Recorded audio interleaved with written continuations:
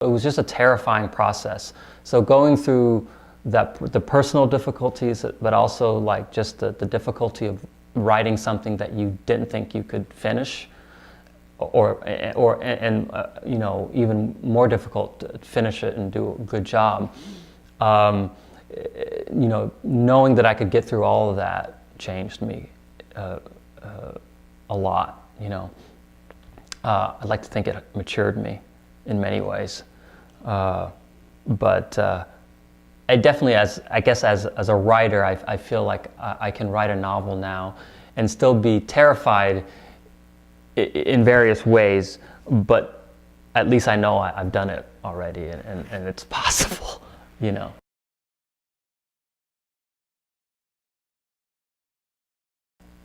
The uncertainty is important because it's just more interesting. I think, for example, I think characters are more interesting when you can't decide what you actually feel about them, or how exactly to view their behavior, or to even interpret their behavior.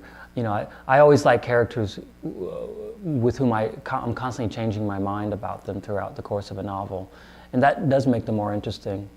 But I guess, like, philosophically maybe, I think that's just, you know, that's one of the reasons why I think the noir genre has always been one that has intrigued me, is that, you know, you're dealing in the ambiguities of life when you're, you know, generally people think, well, in crime novels there's good and bad, evil and good, cops and criminals. But the best crime novels are the ones where those lines are always made murky, you know, where those lines dissolve, and you end up sympathizing or understanding criminal behavior in a sympathetic way, and you question, you know, the behavior of the people who are supposed to be virtuous, and that's just, you know, human nature, and I think that's just inherently more interesting to readers and to me as a writer.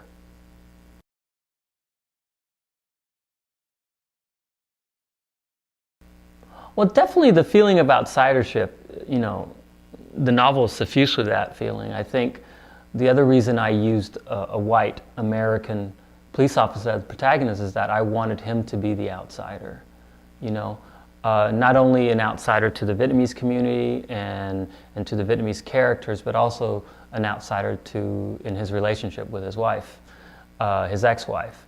You know, he was the person who wanted to gain access to her, and she refused it. Gave him very limited access. And so he felt, I think at one point, I forget what the line was in the novel, but he felt like an intruder in the relationship. And that definitely, yeah, that's an echo of my own feelings for a while. But, you know, I think everyone always has some sense of outsidership depending on their situation in life. Obviously some more than others, some more defined than others, but yeah, that was definitely there.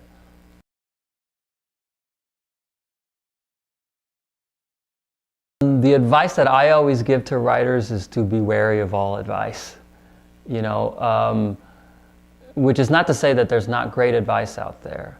I think the problem sometimes that I see, especially in the MFA world, the creative writing world in academia, is that people tend to, especially teachers, you know, you have to kind of to be a good teacher, you have to like come up with a system of thought, and you have to be confident in it.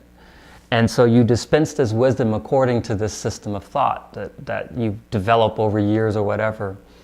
And what happens sometimes when you're kind of an apprentice, you're a student, you listen to these things and they sound earth-shatteringly true. And you think it applies to everything and everyone, and that's just not the case. And that's the advice I'd say be most wary of, is the stuff that sounds universally true. Because it could be universally true, but only to a certain point, or for a certain period of time.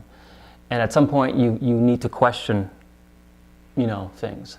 You need to question the stuff that you believe in.